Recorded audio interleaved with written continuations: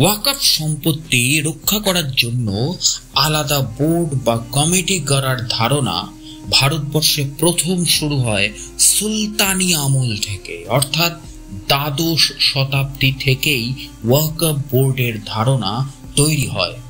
আসলে মুসলিম সমাজের নিয়ম অনুযায়ী ধনী মুসলিম সমাজের সম্পত্তির কিছুটা অংশ ধর্মীয় কাজকর্মে ও মুসলিম সম্প্রদায়ের উন্নতির জন্য দান করতে হয়। খুব সহজ করে বললে এটাই হলো ওয়াকফ।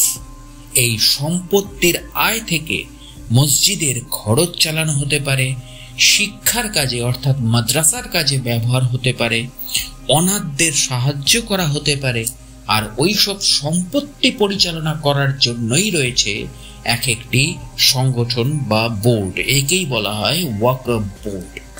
এই বোর্ডের মূল কাজ ওয়াকফ সম্পত্তির রক্ষণাবেক্ষণ এবং নিয়ন্ত্রণ করা। স্বাধীন ভারতে 1954 সালে পাশ হয় ওয়াকফ আইন। 1995 সালে ওয়াকফ আইন সংশোধন করা হয়েছিল। ওয়াকফ বোর্ডকে সর্বোচ্চ ক্ষমতা দেওয়া হয়েছিল। 2013 সালেও একবার ওয়াকফ আইন সংশোধন করা হয়েছে। এই মুহূর্তে ওয়াকফ বোর্ডের সারা দেশের সম্পত্তির পরিমাণ জানেন কত? 8.7 লক্ষেরও বেশি সম্পত্তি রয়েছে ওয়াকফ বোর্ডের হাতে, যা 9.4 লক্ষ একর জমি জুড়ে বিস্তৃত। ভারতীয় রেল এবং ভারতীয় সেনার পর আমাদের ভারতবর্ষের সবচেয়ে বেশি সম্পত্তি রয়েছে ওয়াকফ বোর্ডেরই। এতদিন যে আইন ছিল সেই ওয়াকফ আইনের 40 নম্বর ধারা আইন অনুযায়ী ওয়াকফ বোর্ডের দখল করা সম্পত্তি বা জমিতে কোনো রকম সরকারি পর্যালোচনা করা যায় না। পর্যালোচনা ছাড়াই ওয়াকফ বোর্ড জমি দখল করতে পারে। কোনো সম্পত্তি নিয়ে ব্যক্তিগত মালিকানা এবং ওয়াকফ বোর্ডের আইনি বিবাদ চললেও তাতে হস্তক্ষেপ করতে পারে না সরকার, সেটা সেন্ট্রাল গভর্নমেন্ট হোক, সেটা স্টেট গভর্নমেন্ট হোক। নরেন্দ্র মোদীর বিজেপি সরকার এই আইনেই মূলত বদল আনল। বিতর্কিত কোন সম্পত্তির মালিকানা আদতে কার তা খতিয়ে দেখার আইনি এখতিয়ার সরকার এবার নিজের নিয়ন্ত্রণেই রাখতে চাইছে। নতুন সংশোধনীতে ওয়াকফ বোর্ডের সেই একচ্ছত্র অধিকার থাকবে না। কোন সম্পত্তি ওয়াকফ কিনা সেই চূড়ান্ত সিদ্ধান্ত নেওয়ার ক্ষমতা দেওয়া হবে স্থানীয় জেলা শাসক বা সমপদমর্যাদার কোনো আধিকারিকের হাতে। ওয়াকফ দুই ধরনের হয়ে থাকে। একটি হলো সম্পত্তির দেখভাল ও তা নিয়ে সিদ্ধান্ত নিয়ে থাকে জনসাধারণ। অন্যটি হলো কোনো সম্পত্তি ওয়াকফ করে দেওয়া হলে তবে তার দেখভাল করবেন সম্পত্তি দানকারী। পুরনো আইনেই তা বলা রয়েছে, তা এবার সংশোধন করতে চলেছে সেন্ট্রাল গভর্নমেন্ট অর্থাৎ কেন্দ্রীয় সরকার। গোটা দেশে মোট 8.7 লক্ষ ওয়াকফ সম্পত্তি রয়েছে, যেটা আগেই বললাম। ভারতীয় রেল ও ভারতীয় সেনাবাহিনীর পরেই দেশে ওয়াকফের বেশি সম্পত্তি রয়েছে। এই নতুন আইন অনুযায়ী প্রথমত ওয়াকফ থেকে ট্রাস্টকে পৃথক করা হবে। স্থানীয় মুরব্বী মুসলিমদের তৈরি কোনো ট্রাস্ট কোনো আইনে ওয়াকফ বলে বিবেচ্য হবে না।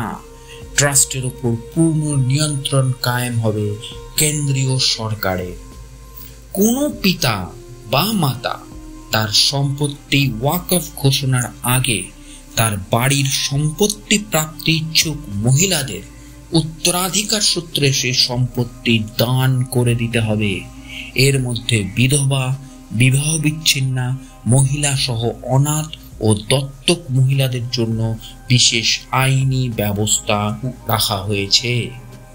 আর সবচেয়ে ইম্পর্টেন্ট পয়েন্ট, একমাত্র নিষ্ঠাবান মুসলিম অর্থাৎ নিষ্ঠার সঙ্গে ইসলাম ধর্ম পালনকারী একজন মুসলিমেরই অধিকার থাকবে তার সম্পত্তিকে ওয়াকফ হিসেবে ঘোষণা করার। কোনো ক্রিমিনাল বা অন্য কোনো অপরাধে জড়িত মুসলিম অপরাধী নিজের সম্পত্তি রক্ষা করতে ওয়াকফ ঘোষণা আর করতে পারবে না। নতুন নিয়মে ওয়াকফ সম্পত্তির রেজিস্ট্রেশন করার পদ্ধতিও বদল আনা হয়েছে। নিয়মের নতুন সংযোজন হচ্ছে আরেকটি, কোনো সরকারি সম্পত্তি যদি কেউ ওয়াকফ বলে দাবি করেন তাহলে তার তদন্ত করতে পারবেন কালেক্টরের ওপরের র্যাঙ্কের কোনো অফিসার, যেটা আজ পর্যন্ত হয়নি বা আগের আইন অনুযায়ী হতো না। আরো বলা হয়েছে নতুন নিয়মে ওয়াকফ সম্পত্তির আয় যদি 1 লাখ টাকার উপরে হয় তাহলে সেই আয়ের অডিট করাতে হবে। এই অডিট করবেন রাজ্যের অডিটররা, এটাও আগের নিয়মে ছিল না। ওয়াকফ সম্পত্তির বর্ণনা থাকবে একটি সেন্ট্রালাইজ পোর্টালে। কেন্দ্রীয় ও রাজ্যের ওয়াকফ বোর্ডে 2 জন অমুসলিম অর্থাৎ মুসলিম ছাড়া অন্য ধর্মের প্রতিনিধি থাকবেন, যেটা এতদিন হতো না। আর অবশ্যই সবচেয়ে বিতর্কিত ক্ষেত্র যেটা ছিল এই ওয়াকফ বোর্ডে, সেটা আর হবে না। অর্থাৎ যে কোনো সম্পত্তিকে আর চট করে ওয়াকফ বলে ঘোষণা করা যাবে না। তো এই ছিল ওয়াকফ বোর্ডের বা ওয়াকফের নতুন আইন, নতুন বিল, সহজভাবে বুঝিয়ে দিলাম। এবার জুড়ে থাকুন আমার চ্যানেল এবং পেজের সাথে। দেখা হচ্ছে পরের ভিডিওতে। নমস্কার।